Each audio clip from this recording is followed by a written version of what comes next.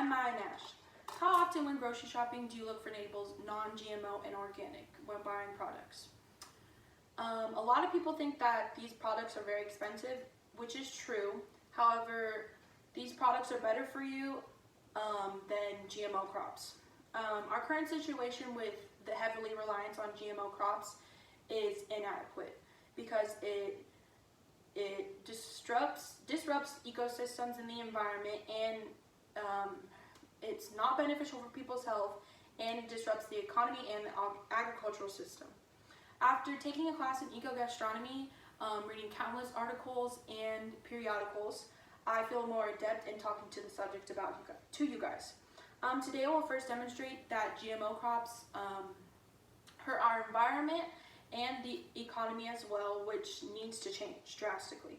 Secondly, I will discuss the plan that I've created that will help our society, people's health, and agriculture system foster a better environment. Lastly, I will want you to visualize a world without GMO crops. Let me first demonstrate how GMO crops harm the environment and the economy. Nationally, internationally, we use a lot of GMO crops in society, which can create an unstable environment. According to the article by Jenna Reed, the heavy price tag on GMO contamination, cross-contamination between GMO crops and non-GMO crops happens through cross-pollination in the fields and through the mixing of the seeds and the grains, which during harvest. Janice Ray's book, The Seed Underground, A Growing Revolution to Save Food, published in 2012, she talks about the use of how pesticides the heavy use of pesticides can create super pests and super weeds, which means more chemicals need to be sprayed to kill them. When introducing GMO crops into a non-GMO crop ecosystem, it can create a lack of biodiversity. According to Encyclopedia Britannica, in the section Biodiversity Loss, Ecological Effects, this happens through the ecosystem's services lowers, and also does the quality of the ecosystem services lowers as well because of the crops being introduced. This can happen through through the lack of biodiversity, the ecosystem can collapse totally, which disrupts the environment. The use of high GMO crops affects our health as the economy as well. Some health risks have been found to produce a lot of allergies and to our immune systems as well. Since GMO crops have become heavily pesticide and herbicide resistant, more of the crops are being sprayed more and more, which means that more chemicals are being placed onto our food.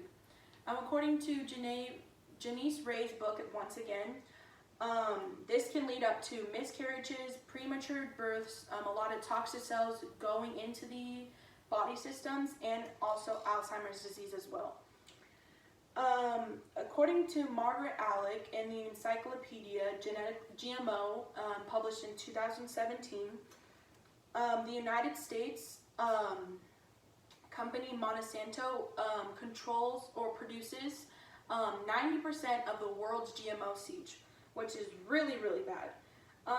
This is a major problem because the Monsanto is monopolizing the seed market and patenting seeds, so people can't cultivate their own basically because there's so many of their seeds swirling around that they can't do what they want to do. In many cases, like a Canadian farmer named Percy Schmeiser, Monsanto cross-pollinated with it, which means, and they asked for money from him, which Schmeiser actually sued them for destroying his cultivated work that he did for years, and ultimately he actually lost that case very sadly. The need for GMO crops arose because of the high increase of people.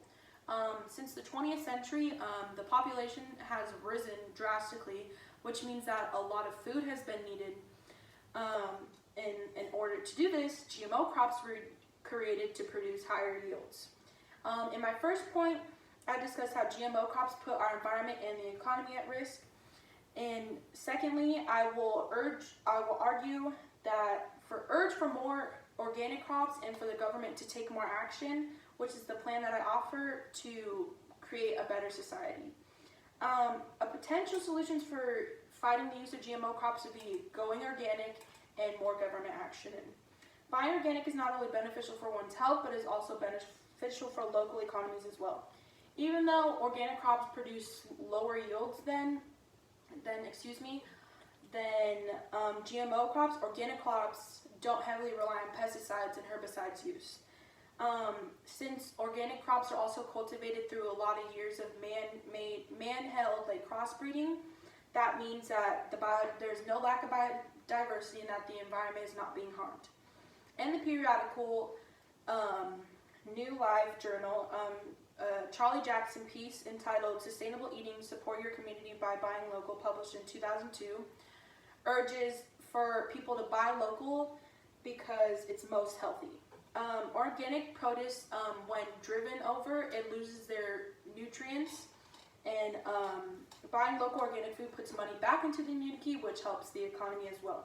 In order for this plan to work, the United States needs to push for more stricter policies and bans, and also they need to enforce labeling on products. According to EPA, there are over 40 private organizations and state agencies that certify organic food. However, each of these agencies have their own ways of labeling and growing food. This means that there are different regulations and restrictions, which a lot of people can't even follow along because how many there are now. The government needs to push for a unified system where people can educate themselves on what products are good and what products aren't. According to the graph published in the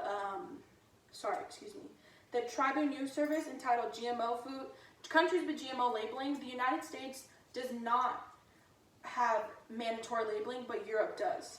I've so far first covered how GMOs can hurt our ecosystem and the environment as well, the economy as well, and which demands a need for change. Secondly, I discussed the plan for more organic crops to be introduced and for the government to take more action as my plan. Lastly, I want you to visualize the benefits of not using GMO crops. Visualize having more government action and organic crops brought into our system. Envision what would happen if we keep using GMO crops. That means that pesticides will be used more due to super pests and super weeds being grown more. Large corporations like Monsanto will still be at large and monopolizing the seed economy.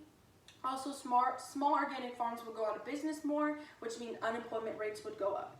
And decreasing the use of GMO crops would produce advances for everyone. For people, they get to know where their food comes from and how healthy it is for them. Local communities will have more money going to them, which helps the economy drastically. Also, there's less power to the large corporations, which is good. In conclusion, I have shown you how GMO crops destroy the environment and the economy.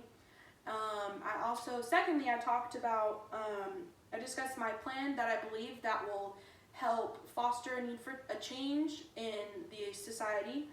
And lastly, I allowed you to visualize the benefits of not using GMO crops.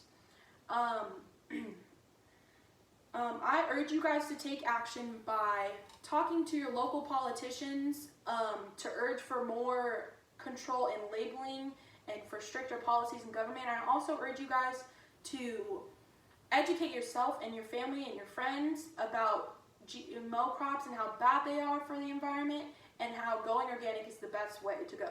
Thank you.